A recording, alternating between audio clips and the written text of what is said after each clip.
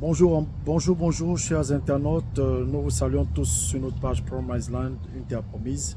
Bienvenue dans encore cette nouvelle vidéo dans laquelle nous faisons un peu le point de notre live hier. Nous avons parlé hier sur le pouvoir familial, à qui devrait-il revenir. Et depuis cette nuit, depuis ce matin encore, nous recevons des messages et des questions que je voudrais laisser à votre appréciation afin que la semaine prochaine, nous en discutons là-dessus. Il y a une internaute qui est intervenue en disant que pour elle, en réalité, le pouvoir familial ne devrait jamais revenir à une femme parce que la femme, premièrement, est très émotive et parce que, deuxièmement, dans nos traditions, dans nos coutumes africaines, en général, la femme est faite pour aller au foyer et que l'homme est fait pour rester, pour garder la famille. Donc, c'est l'homme qui devrait garder le pouvoir familial afin que ce pouvoir ne se déplace jamais. Et cette dame s'est inspirée d'une histoire qui s'est passée en Côte d'Ivoire dans laquelle le pouvoir familial avait été remis à une femme et allant dans un foyer, elle avait confié ça à son mari et quelque temps après, le mari lui aurait tué ou sacrifié pour rester avec ce pouvoir, pour devenir riche. Mais la femme, en partant dans ce foyer, la famille derrière est restée à dépérir. Qu'en pensez-vous de cette analyse? Est-ce qu'une femme n'est pas en même de détenir et de garder, conserver un pouvoir familial? Première question. Deuxième question. Une autre approche nous dit qu'en général, quand le pouvoir familial est détenu par une femme, en règle générale, cette femme se voit revêtir d'une autorité masculine qui fera en sorte que même dans l'espace et dans le temps, elle aura du mal à se marier, elle aura du mal à gérer un foyer parce qu'elle aura une autorité masculine à cause de ce pouvoir dont elle est détentrice.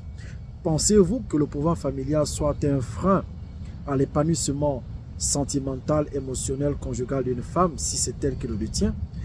Donnez-nous vos commentaires, c'est très important pour nous. Nous aimerons bien le comprendre. Une autre approche encore nous dit que, en général, le pouvoir familial, avant de le donner, on doit préparer la personne.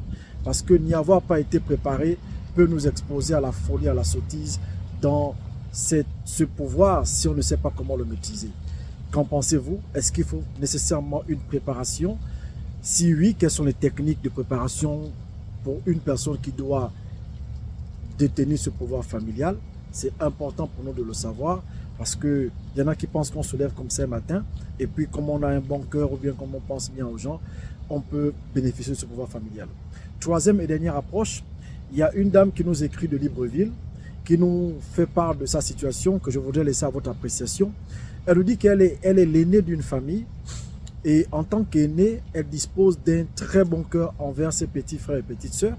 Elle est toujours prompte à aider financièrement, socialement, à rendre service. Elle est toujours là et dans son esprit, elle fait tout pour tirer tout le monde vers le haut. Mais cette dame nous dit bien qu'elle ne ressent pas en elle la capacité de gérer le pouvoir familial, mais plutôt elle ressent ce pouvoir-là sur le dernier, parce que le dernier présente des caractéristiques totalement différentes de ce qu'elle est là. Elle dit par exemple qu'elle ne peut pas gronder, elle ne peut pas réprimander, elle ne peut pas blâmer, elle ne peut pas recadrer parce qu'elle a tellement de l'affection, tellement de l'amour pour les uns et les autres que même quand quelqu'un commet une bêtise, elle est parfois obligée de cautionner sans pourtant rien dire.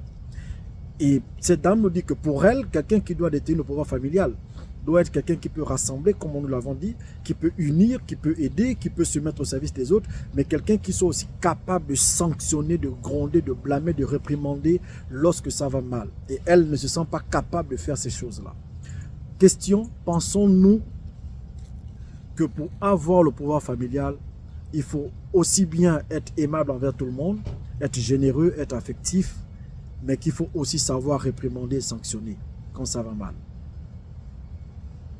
Quel est votre point de vue sur ces points, sur ces questions qui nous sont posées?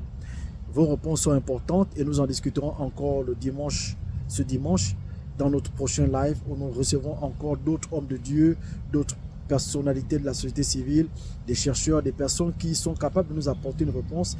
Nous rentrons en contact avec ceux qui sont disponibles pour pouvoir alimenter notre chaîne, pour pouvoir partager, parce que n'oubliez pas que c'est d'abord une chaîne de partage et chacun de nous a le droit de recevoir et de partager ce qu'il connaît aussi. Que Dieu vous bénisse. Merci de liker, de vous abonner, de partager. Cette chaîne est aussi pour vous. Proposez-nous aussi vos sujets, envoyez-nous vos songes. Nous tenterons de les répondre par la grâce et la puissance de Dieu. Soyez bénis cette journée au nom puissant de Jésus. Amen.